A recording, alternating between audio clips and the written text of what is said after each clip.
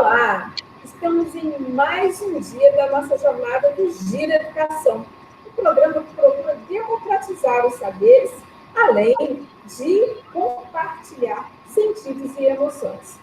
Neste terceiro dia, nós vamos enfatizar o conteúdo de história. E aí, nossa convidada é a ilustríssima doutora Lúcia Helena Joviano, que vai compartilhar conosco 5 questões envolvendo o conteúdo do Enem. Com vocês, a nossa maravilhosa professora doutora, mais conhecida como Lúcia Joviano. É com você, Lúcia. Olá, boa noite, bom dia, boa tarde a todos e todas. É com muito prazer que estou aqui. Agradeço a Leandro imensamente esse convite. E para mim é uma forma de retribuir a bolsa de estudos que eu tive para o doutorado. É muito importante a gente lembrar, quando a gente faz um curso de mestrado ou um curso de doutorado que tem uma bolsa, a minha foi por 2 anos, eu consegui uma bolsa também para estudar no exterior, que a gente deve devolver isso à sociedade, porque são as pessoas que pagam impostos que nos pagam a bolsa que nos permite estudar. Né? Então, estou aqui com muita satisfação e aceito convite para qualquer coisa que seja para compartilhar o que eu aprendi, né? Porque eu devo isso à sociedade e é importante o saber ser compartilhado com todos. Né? Então, gente, eu vou abrir para vocês aqui a minha apresentação, fiz aqui uma apresentação para mostrar um pouco das questões que eu escolhi para apresentar para vocês. Compartilhou aqui? Aí, Leandra? Ainda não? Peraí, vou cancelar e vou compartilhar de novo, gente. Apresentar agora. Vamos lá, uma janela. Engraçado que não está aparecendo o botão. Vamos lá. Aí, pronto. Agora vai. Compartilhando. Então, gente, agora eu vou escolher aqui, vou mostrar para vocês a minha apresentação, né, do conteúdo que eu vou trabalhar com vocês. Bem, eu escolhi trabalhar com vocês não só os conteúdos ou as questões, como em geral as pessoas gostam de trabalhar, né? Eu preferi mostrar para vocês a parte das matrizes de referência, os descritores, que a partir deles são feitas as questões que caem no Enem. Escolhi também mostrar para vocês as questões que caem, o tipo de questão que cai, né, e a temática que cai. E para isso eu fiz um recorte de 10 anos. Eu analisei as provas do Enem de 2010 até 2019, né, nessa última década, para mostrar para vocês quais as temáticas que caíram de acordo com as diretrizes curriculares e os descritores que são a matriz de referência para a elaboração da prova, né? Então, nós temos aí a matriz de referência de ciências humanas e suas tecnologias, né? Então, a competência 1 da área das ciências humanas, da prova história, geografia, filosofia... Só um minuto. Não está aparecendo a sua apresentação na tela. Clica na setinha aí que vai aparecer. Na seta? Na seta. Ou você tira a apresentação e volta com ela. Eu vou tirar e vou voltar. Isso, é melhor. Não é? É mais fácil, é mais garantido. Às vezes isso tem acontecido mesmo do som parar e a gente ter que voltar, né? Então, apresentar agora, vamos lá. Uma janela. Aí, aqui, ó, podemos escolher essa aqui, ó. Vamos lá. Pronto. Apareceu? Está carregando. Agora sim, Lúcia. Agora prontinho. E o som, normal? Oi, o som está normal? O som... Ô, Leandra. O som está normal, está ótimo. Tá? Então tá, vamos lá. Então, eu escolhi apresentar para vocês as matrizes de referência das ciências humanas, né? História, geografia, filosofia e sociologia, com enfoque aqui, obviamente, na história. Então, eu separei, dentro da matriz de referência de humanas, os descritores que dizem respeito à história, né? Por que eu fiz essa opção? Por que eu optei em mostrar os descritores e optei em analisar as provas e falar quais os conteúdos que caem dentro de história e não a questão de história? Né? Porque a minha ideia aqui é fazer com que você, estudante, seja um protagonista dos seus estudos, né? Você não fique preocupado em, eu não estou fazendo um cursinho, ou eu estou fazendo e não estou aproveitando tanto, porque eu não adaptei com a aula, o horário da aula eu tenho sono, eu não tenho tempo de estudar em casa o que foi dado na aula, a minha agenda é outro, o meu tempo é outro. Então, a forma que pensei de tornar o estudante o protagonista do seu conhecimento foi mostrar para ele que existe essa matriz de referência, esses descritores, e como isso é trabalhado dentro da prova.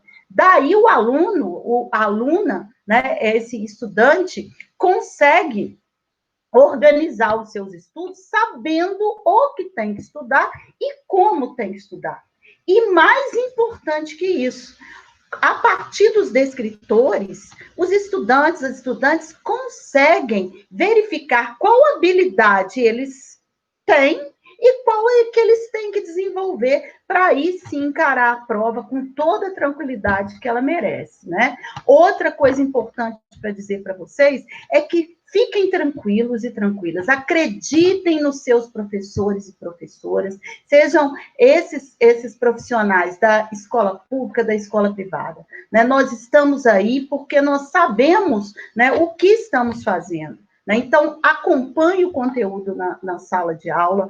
Hoje, né, a sala de aula virtual, pergunte à sua professora, pergunte ao seu professor. Não há professor que não goste de ensinar algo a mais para o seu aluno. Todos amam serem chamados, né, a contribuir mais com a aprendizagem. Ficou em dúvida, estudou algo em casa que não compreendeu? Procure o seu professor, ele e a sua professora, eles vão te ajudar. Isso é certo. Os professores gostam de ser solicitados. Então, se você não pode pagar um cursinho, não se preocupe. Procure o seu professor, confie na sua escola, busque também aulas em vídeo, busque você organizar os seus estudos, né? Então, essa é a ideia, você ser o protagonista do seu aprendizado, né? Isso é uma das bases da educação, né, para o século XXI, e já estava lá há muito tempo, na década de 60, nos discursos, nas escritas de Paulo Freire, é o aprender a aprender. E hoje o momento é muito propício para isso, né? Porque é o momento dessa aprendizagem remota. Então, o aluno tem que ser esse protagonista, a aluna tem que ser essa protagonista do seu próprio saber. Então, vamos lá, né? Vamos ver essas competências. Não vou falar detalhadamente, ler cada parte dessa. Você que está nos assistindo, fotografe a tela, né? Eu pedi a Leandra também, dei a liberdade para postar nas redes sociais essa apresentação. Como eu disse no começo, o meu intuito é compartilhar os meus estudos, né? As coisas que eu aprendi com o que eu estudei, né? E muitas das vezes com bolsa, ou também uma pequena parte dos meus estudos em escola pública, em universidade pública. Então, eu devo devolver às pessoas e à sociedade esse investimento que a própria sociedade fez em mim, né? Então, vamos lá, gente. A competência da área 1. Compreender os elementos culturais que constituem as identidades, né? Então, aí, o quê? A base do ensino de história perpassa pela ideia de identidades, né? Identidades diferentes que compartilham de valores culturais, que são, às vezes, nacionais, né? São globais, mas, ao mesmo tempo, existem as identidades localizadas, né? Existem grupos e subgrupos identitários. E todos esses são sujeitos e personagens da história e devem ter a sua história contada e narrada por diferentes formas. Então, a primeira o H1 diz aí de interpretar historicamente e ou geograficamente fontes documentais acerca de aspectos da cultura. Então, o que eu vou chamar atenção nesse primeiro slide para vocês é que eu coloquei em todos os outros a letra em destaque, né, algumas palavras em destaque, exatamente para mostrar a centralidade delas na prova. Né? Como que isso aparece depois como questão. Então, aí, no caso, fontes documentais, né? As fontes históricas. As fontes históricas podem ser iconográficas, né? Que são as ligadas à imagem, fotografia, pintura, desenhos. Podem ser as escritas e as não escritas, né? As escritas, todos sabem, pode ser jornais, revistas, livros, documentos oficiais. Né? As fontes não escritas podem ser monumentos, construções, instrumentos, armas, todos esses são fontes, são documentos usados pelos historiadores e historiadoras para recontar, né, um momento, um fato, uma ação dos grupos sociais ou de um personagem singular que ele não esteve presente. Então, o historiador, ele narra, ele constrói o fato histórico a partir dessas fontes, né? Então, é como um trabalho do investigador, de um detetive, que tem que reconstituir um crime, sendo que não esteve lá. Então, nós precisamos dessas fontes. Então, essas fontes são usadas o tempo todo na prova, e eu vou falar um pouco disso para vocês nas questões. Eu separei as questões que tratam de fontes históricas. Analisar a produção da memória pelas sociedades humanas, também muito presente durante essa década nas avaliações, questões ligadas à memória. Então, associar manifestações culturais do presente a seus processos históricos, comparar pontos de vista expressos em diferentes fontes sobre determinados aspectos da cultura, que aí remete ao H1, né? Também. Então, fontes o quê? Diferentes fontes. Então, uma questão, ela pode ter uma matéria de jornal e uma imagem. E aí, a partir da relação de uma fonte com a outra, o aluno ter que inferir, a aluna ter que inferir qual das alternativas que responde adequadamente a esse comparativo entre essas diferentes fontes para explicitar algum conteúdo. Bem, o H5, identificar as manifestações ou representações do patrimônio cultural e artístico em diferentes. Novamente, patrimônio cultural aparecendo, e lembrando que, como nós estamos pensando a história, né, com uma diversidade de sujeitos, né, homens, mulheres, crianças, idosos, grupos nativos do Brasil, os povos africanos, né? Então, lembrando que há a Lei 11.645 de 2008, que institui a obrigatoriedade do ensino da cultura afro-brasileira e africana nas aulas de história. Então, essas questões aparecem no Enem, né? Inclusive questões que discutem a própria lei, né? Há a presença de questões sobre isso. Então, atenção a esse conteúdo, né? Conteúdos ligados a essa história dos afro-brasileiros e também da história da África, eles aparecem aí. Bem, a competência da área 3, né, compreender a produção e papel histórico das instituições sociais, políticas e econômicas, associando aos diferentes grupos, conflitos e movimentos, né? Então, eu levantei aí, essa ideia dos grupos sociais, o registro deles ao longo do tempo, o papel da justiça como essa instituição, né, basilar em uma sociedade, garantidora dos direitos, lembrando que nós temos, em 2012 também, as diretrizes curriculares para a educação em direitos humanos, no qual são alencados alguns conteúdos que também aparecem na prova, bem como formas de se trabalhar outros conteúdos na escola e dar voz aos diferentes sujeitos e mostrar o papel, né, dos direitos humanos no nosso dia a dia, na própria escola, né, como a gente deve organizar e pensar isso. Então, analisar a atuação dos movimentos sociais, né, formas de participação política, lembrar que história é muito identificada com a história política das nações, então é importante lembrar que a constituição da própria política deriva das tensões que acontecem em grupos sociais diferentes, né?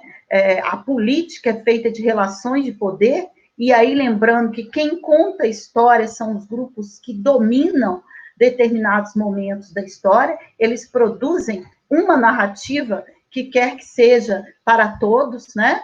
E hoje o que a gente pretende a levantar essas contribuições dos grupos afrodescendentes, dos nativos, né, e dos outros grupos também, lembrar que todos constituem a história e são constituídos por ela, e lutam para ter o seu discurso aceito, né? Então, novamente, o próximo descritor, comparar os diferentes pontos de vista presentes em textos analíticos e interpretativos, e avaliar criticamente conflitos culturais, sociais, políticos, econômicos e ambientais. Então, essa parte aí diz muito com a questão da ideia das tensões sociais que ocorrem dentro da sociedade, tensões entre grupos, entre classes sociais, entre sujeitos dos mais variados tipos culturais.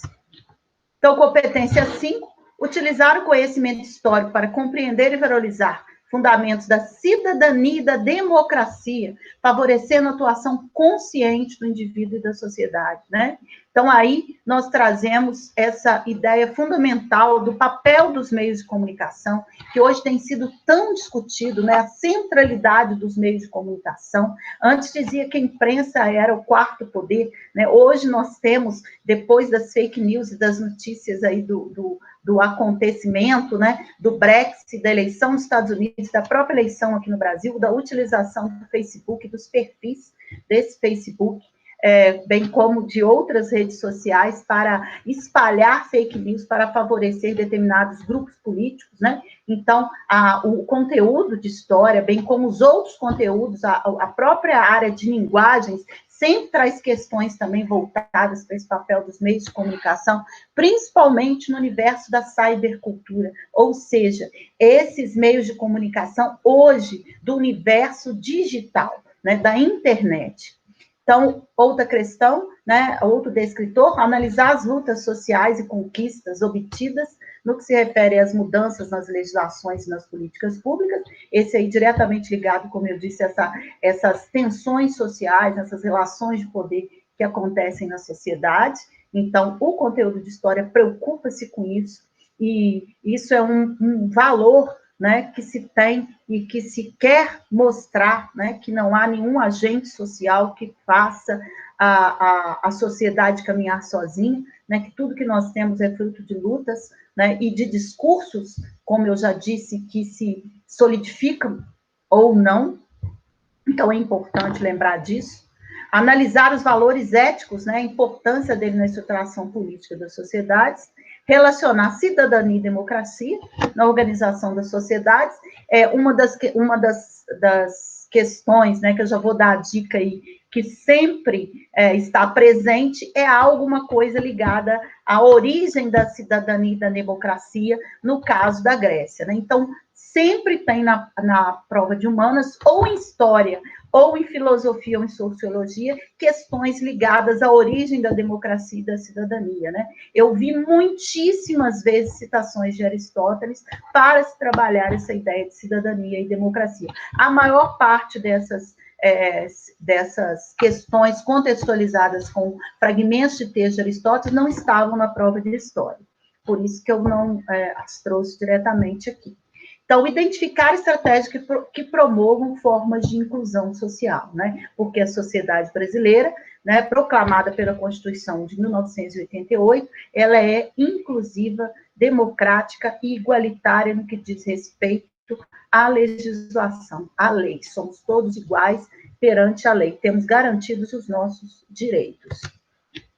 Bem, aqui então eu passo a prática, né? Então, a primeira coisa que vou falar para vocês são algumas questões, né? Porque eu sei que todo mundo quer saber o que cai, né? O que cai. Então, já disse ali no slide anterior que questões relativas à democracia grega, também à organização política romana, mas mais precisamente a democracia grega, é muito comum. Quase todas as provas você vai encontrar alguma questão desse tema. né? Outra coisa que é fato, que toda que prova de história tem, é a questão da Era Vargas. E a Era Vargas vai aparecer, ou como acesso à cidadania, por exemplo, as mulheres que conseguem o voto em 32, tem questão sobre isso, que também dialoga com a questão da história das mulheres, que eu levantei também esse tipo de questão.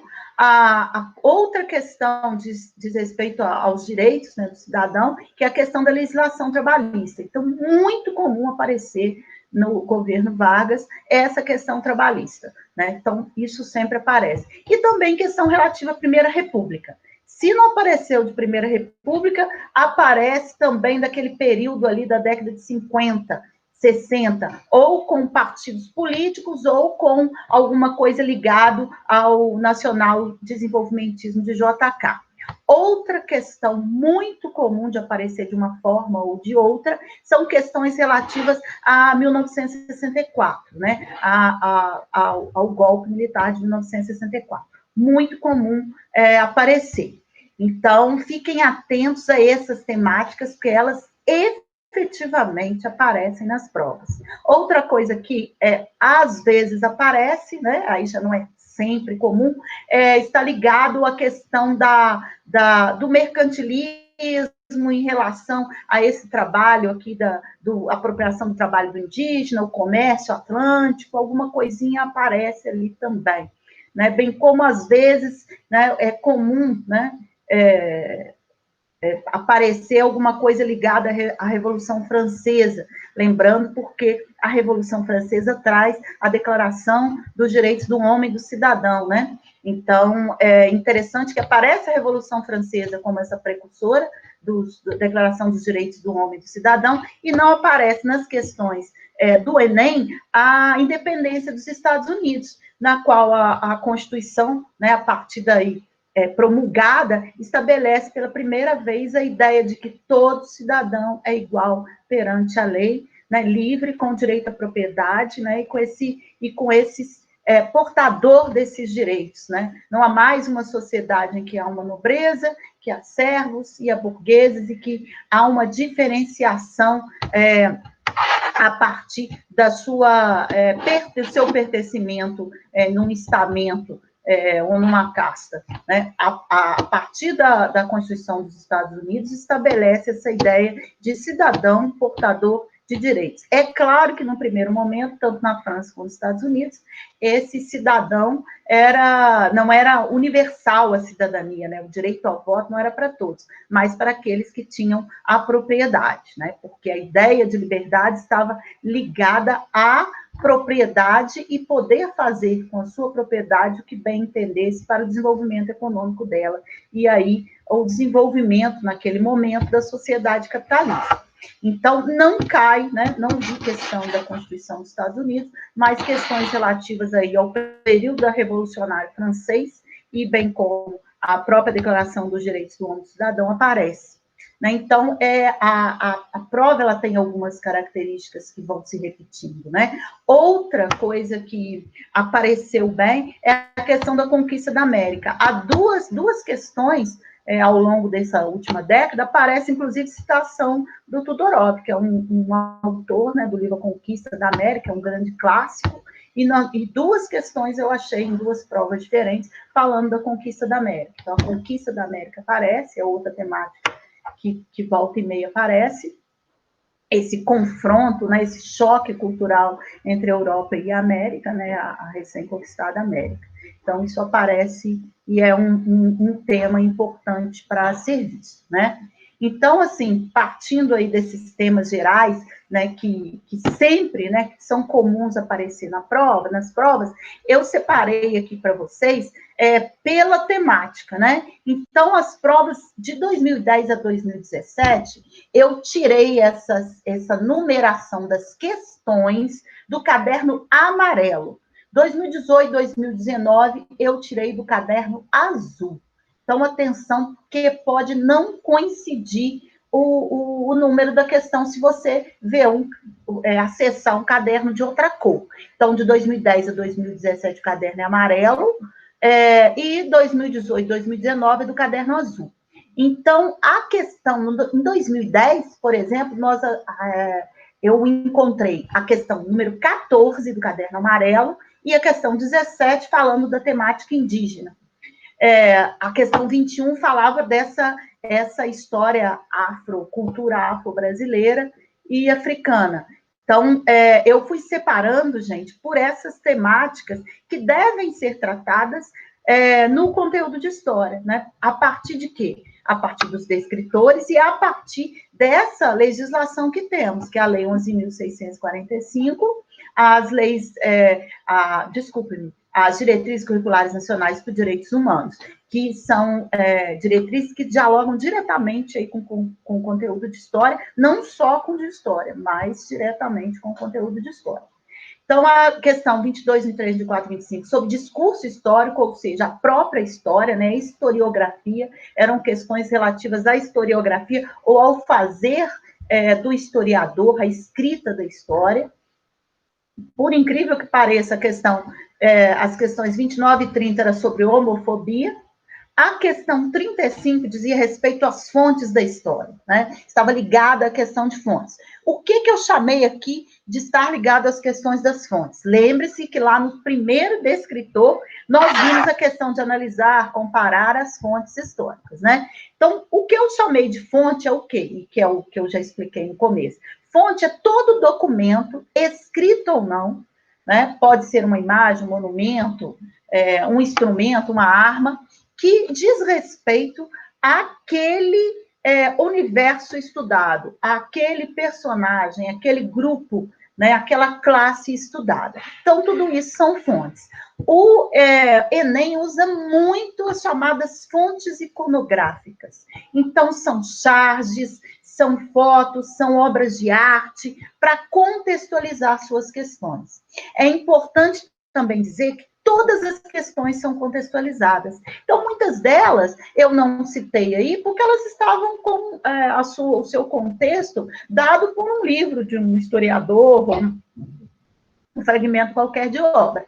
O que eu destaquei para vocês são esses que dizem respeito aos que os descritores imediatamente pedem, né? Então, as fontes são essas, principalmente as iconográficas, mas há textos literários também, são variadas fontes.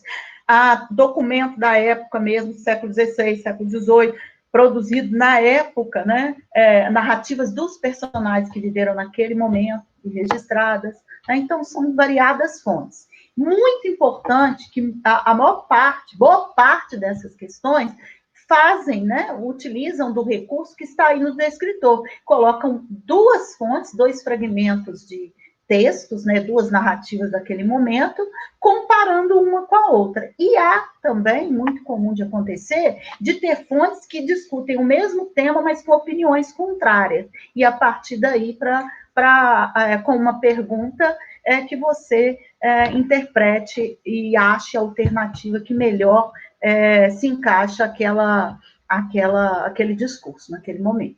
Então, 2011, né? Desculpe-me, voltando lá, 29 e 30, homofobia, 35 fontes, que eu acabei de explicar, e 37, curiosamente, uma questão dentro da história ligada à cybercultura, né? Como que essas questões aparecem, que eu vi aí nessa década aparecer? Elas sempre estão ligadas ao papel da internet ou das redes sociais nos movimentos políticos, culturais e das democracias hoje. Então, leiam sobre isso, né? Porque, em geral, isso não é tratado, às vezes, dentro da escola. Leiam sobre isso, né? Procurem matérias de jornais e revistas, né? E que esses assuntos aparecem, porque sempre tem alguma coisa em uma prova ou outra. Se não está em história, como eu disse, é muito comum aparecer em linguagem e suas tecnologias alguma coisa ligada à cybercultura ou às tecnologias do texto, que envolvem essa produção da escrita no universo digital. Então, 2011, nós temos várias questões relativas à questão das fontes, uma também de cybercultura, que é a questão 3, Caderno Amarelo, a questão 25, falando dos direitos humanos, muito importante lembrar, né, sempre que há as diretrizes curriculares para Educação de Direitos Humanos, e que história é essa disciplina que puxa o estudo dos direitos humanos, e a 27 e a 32, a presença da cultura e da história afro-brasileira. Né? Lembrando que há muita questão, né? Muitas dessas questões são relativas à escravidão.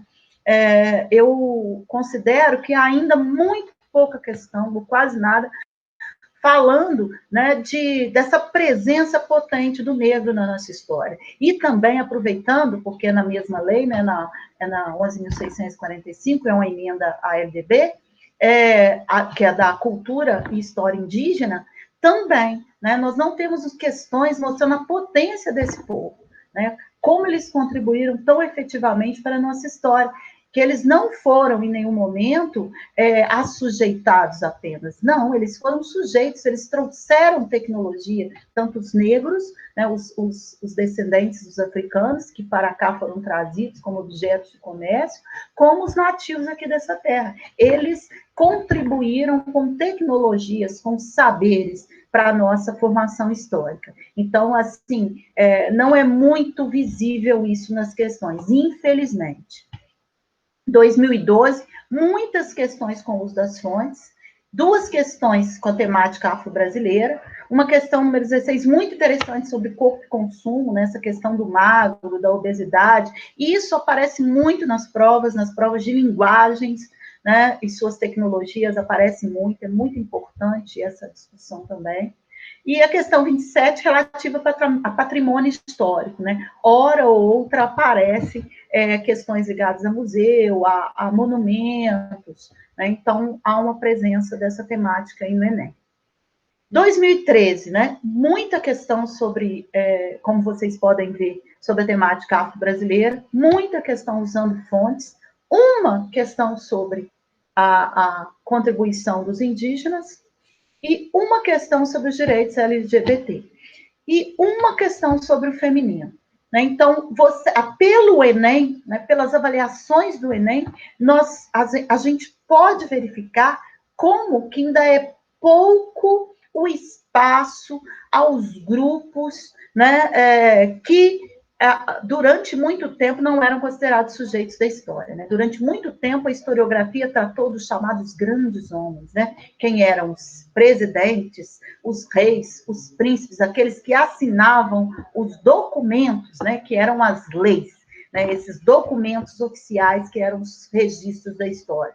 Então, hoje, né, como eu disse, o conceito de fonte é alargado, o próprio Enem, como eu estou a mostrar, trabalha com variados tipos de fonte, e com variados personagens, mas, como nós podemos constatar pelo número de questões que aparecem na prova, esses grupos que nós chamamos de minoritários, eles ainda aparecem muito pouco. Isso é uma demanda que tem que crescer, né? Ela está ainda um tanto reprimida. 2014, nós temos muitas questões com fontes históricas, né? Uma de indígena, 2 de patrimônio e memória, 3, olha que maravilha, 3 questões referentes a direitos humanos, e isso é marcante, interessante, e 3 questões relativas à cultura africana, né? E a presença africana, né, dos afrodescendentes da nossa história, verificando e mostrando que não há nenhuma questão referente aos indígenas. 2015, aparece uma questão sobre o feminino, essa foi muito polêmica na época, eu ainda lembro que aparece lá um fragmento de texto da Simone de Beauvoir, falando que as mulheres, né, aquele famoso texto que a mulher não é mulher, ela torna-se mulher, né? Então, foi um reboliço na época. Uma questão sobre patrimônio histórico, várias questões, utilizando as fontes históricas, fontes variadas, como eu disse, literatura, documentos escritos de época, narrativas literárias, muita imagem. 3 questões relativas à questão da história afro, uma questão de memória e patrimônio, e uma questão, mais uma vez, sobre a história e a cultura indígena brasileira. 2016, uma questão de patrimônio, 3 de fontes, 2 aí de feminino, olha como é que melhorou, né? 4 questões da cultura afro e história africana, e uma questão de cybercultura, né, relacionado, como eu disse a vocês, a alguma forma de participação na política ligada ao uso da internet, como que a internet atuou para mobilizar, né, as pessoas, né, e os agentes na participação política. 2017, né, temos aí 2 sobre feminino, olha aí como é que já melhorou, 3 questões sobre a cultura afro e sobre a história da África, 2 questões que utilizavam fontes variadas para responder, né, para conjunturar ali a pergunta, 2 questões sobre direitos humanos e uma sobre a questão indígena. 2018, olha só, 4 questões sobre a cultura afro-brasileira e sobre a história africana, várias questões, mais uma vez, sobre a questão de fontes diversificadas para o estudo da história, e 3 questões sobre a questão do feminino, né? Apareceu bastante. 2019, gente, eu gostaria de considerar uma coisa aí que eu achei bastante interessante, é que no conjunto das ciências humanas, né, e suas tecnologias, apareceu muito pouca questão que a gente pode separar e dizer, essa é de história, né, diretamente de história. As questões, elas dialogavam nas temáticas que também são tratadas pela história, como cidadania, meio ambiente, produção, trabalho, mas não diretamente de história. Então, vocês podem ver que até fontes, olha, que é recorrente, né, questões contextualizadas com diferentes tipos de fontes históricas, então apareceu uma de feminino, uma de cultura, né, da cultura afro-brasileira e África, e uma questão que tratava de museu e memória, né? A par disso, eu gostaria também de chamar a atenção de vocês para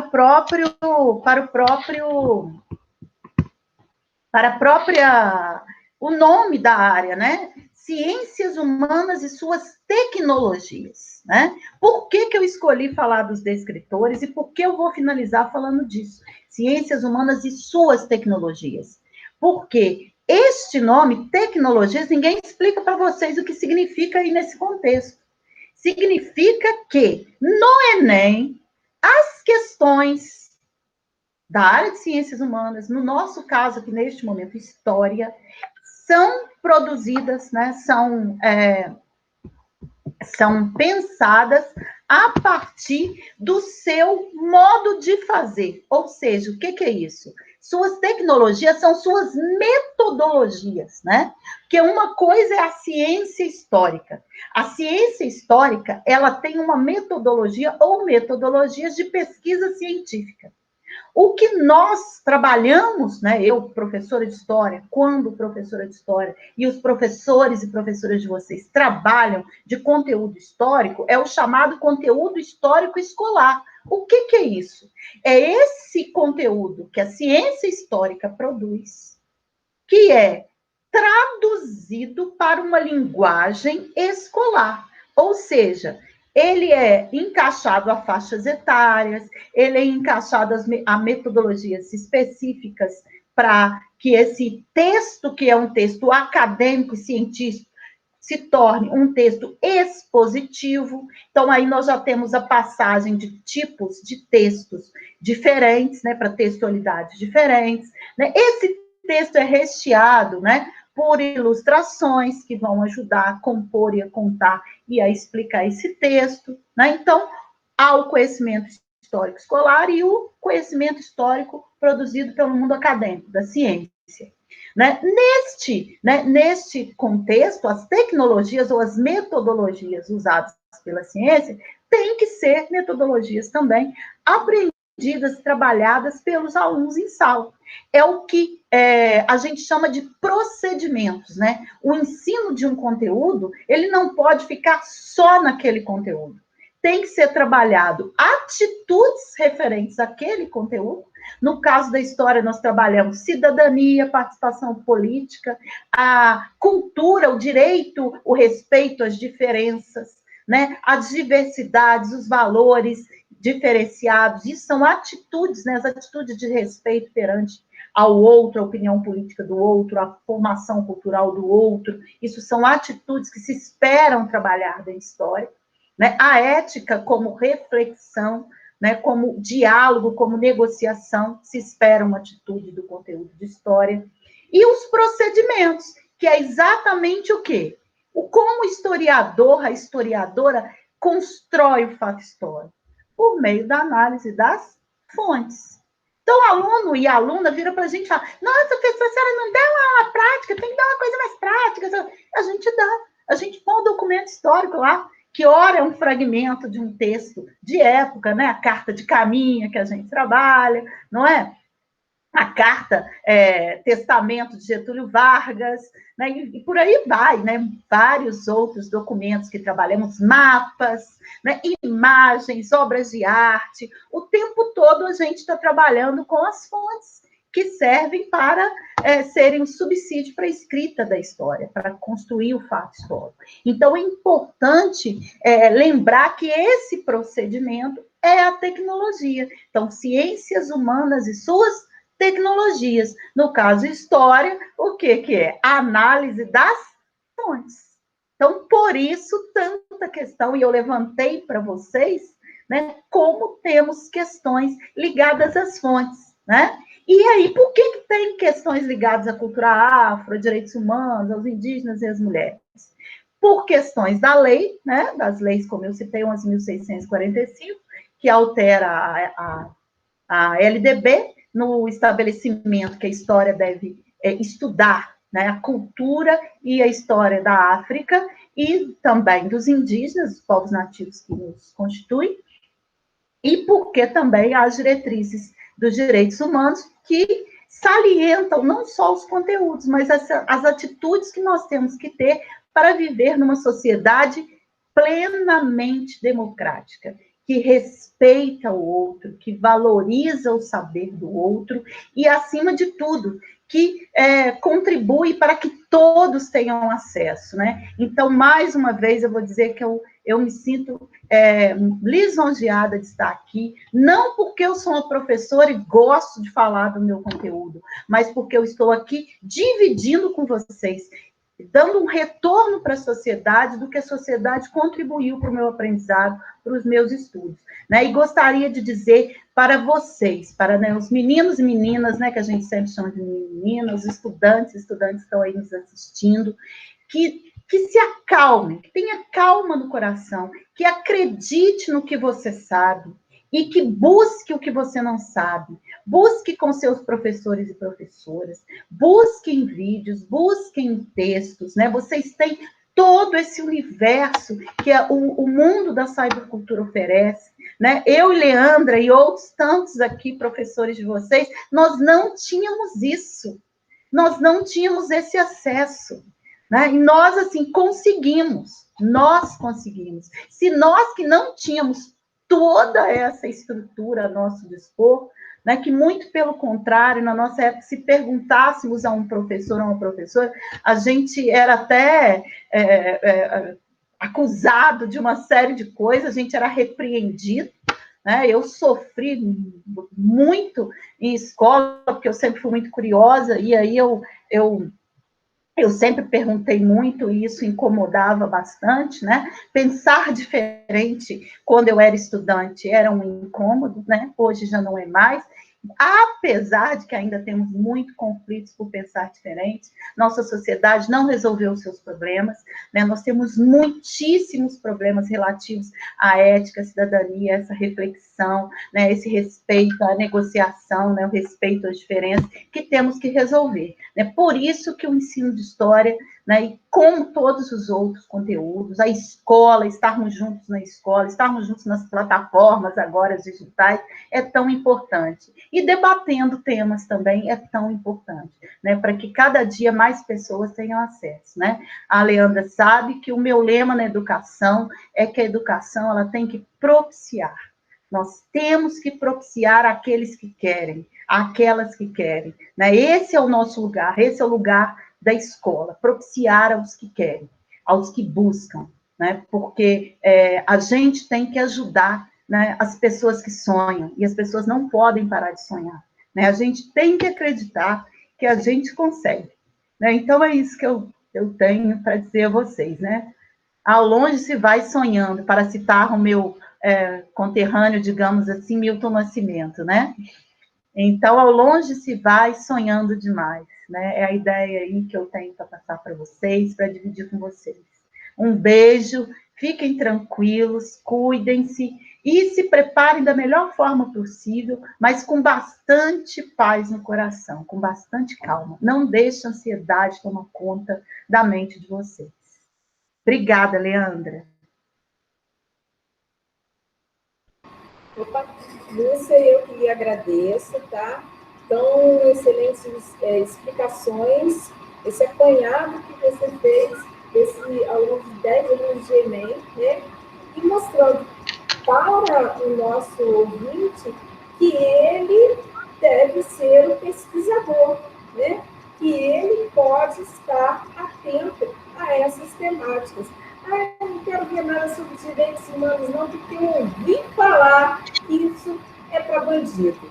Olha, vai lá, pesquisa, se organiza, né? Estuda, pega lá, desde esse livro de Ciro, que você vai entender. Não quero saber essas coisas de afrodescendentes, não, porque isso vai separar as pessoas da sociedade. Vai estudar, vai buscar. E ouça a dica da Lúcia, caderno amarelo e caderno azul. E aí você vai ver materializado, né, nas provas dos últimos 10 anos de Enem, tudo isso, falaram que você não precisava saber. Você precisa saber, não só para fazer a prova, mas para se tornar um cidadão pleno. Muito obrigada, Lúcia. E terminamos por aqui mais um Giro Educação.